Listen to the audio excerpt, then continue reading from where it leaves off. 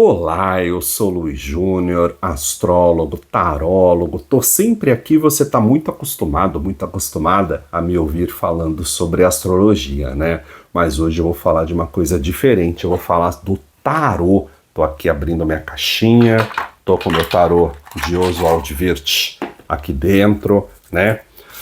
O tarô, tem gente que tem curiosidade de saber, né? Que até talvez tenha consultado aí um tarô online, tenha consultado alguma coisa nesse sentido, ou tenha curiosidade de saber até de outras práticas divinatórias, como o próprio tarô, a astrologia, que eu falo sempre aqui de astrologia, o baralho cigano, o I Ching, né, as moedinhas do I Ching, que é bem legal, a radiestesia radiônica, que não é bem um método divinatório, mas ajuda muito a compreender o estado energético das pessoas, enfim, astrologia horária, que eu também uso, né, no meu programa de rádio. A gente usa muito astrologia horária, que para mim é um método que eu respeito demais, né? É muito desconhecido, pouca gente conhece a astrologia horária e eu acho eles fantásticos. Agora, falando um pouquinho do tarô.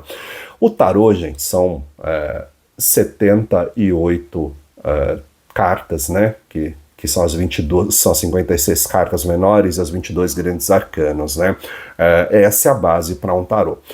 Cara, o problema é que tem muito mito em torno dele. O principal mito é sobre as cartas ruins. Ah, mas tem muita carta ruim. Eu já ouvi pessoas falando que não fariam um jogo de tarô porque por medo das cartas ruins. Mas não existe carta ruim no tarô, gente. Existem momentos energéticos, e aí qualquer carta possui o seu lado, o seu aspecto positivo e o seu aspecto a desenvolver. Por exemplo, nós temos o Arcano da Morte aqui, ó, o primeirinho.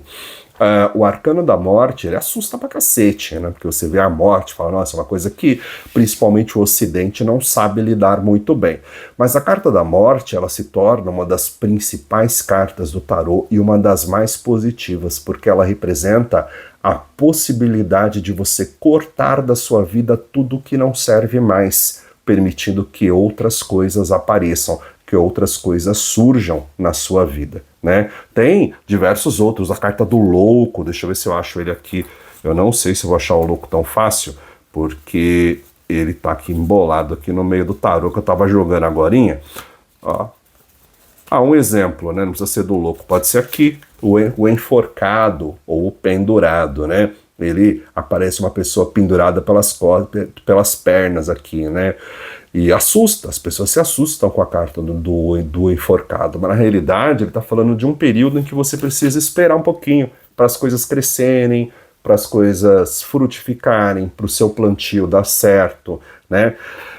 Então, esse é um dos mitaços do tarô que a gente ouve por aí. Quando a gente joga o tarô, gente, uma outra coisa também, tem muita gente que procura o tarô, procura um baralho para servir de step, né? Para servir de bengala, né? Para apoiar você e fazer você seguir para que você não consiga andar com as próprias pernas.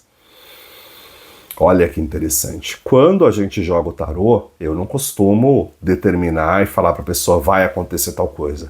Eu analiso dentro da circunstância que foi colocada, eu analiso o ponto positivo e o negativo da situação. Você decide o que vai fazer. Como assim, Luiz? Digamos que a pessoa esteja querendo trocar de emprego. Eu quero trocar de emprego. Então eu vou lá, abro o tarô, jogo aqui as cartas e eu vou falar para você. Se você ficar no seu emprego atual, vai acontecer isso, isso, isso e aquilo. Se você sair e for para outro lugar, vai acontecer aquilo, aquilo e aquilo outro. Quem toma a decisão? Você. Então, gente, o que eu queria deixar aqui como um vídeo sobre o tarô é sobre isso, né? Como tem muito mito que acompanha o tarô e que, na realidade, eu acho que não é nem só para o tarô, né? Para todos os métodos divinatórios conhecidos, tem sempre uns mitos que acompanha e tem gente que acha que é balela. Só quem joga, só quem estuda, só quem, sabe, quem acompanha é que consegue enxergar o poder que tem essas cartas, né? Quando ela aparece, quando elas surgem para te revelar, para te abrir um uma mensagem para te abrir um caminho, né? A mensagem que fica é essa: se você está precisando de uma luz, se você precisa de um caminho, se você está em dúvida entre uma escolha, entre em contato com a gente. O tarô vai revelar quais são as melhores escolhas para você, tá ok? Um grande abraço, até a próxima. Om Prem.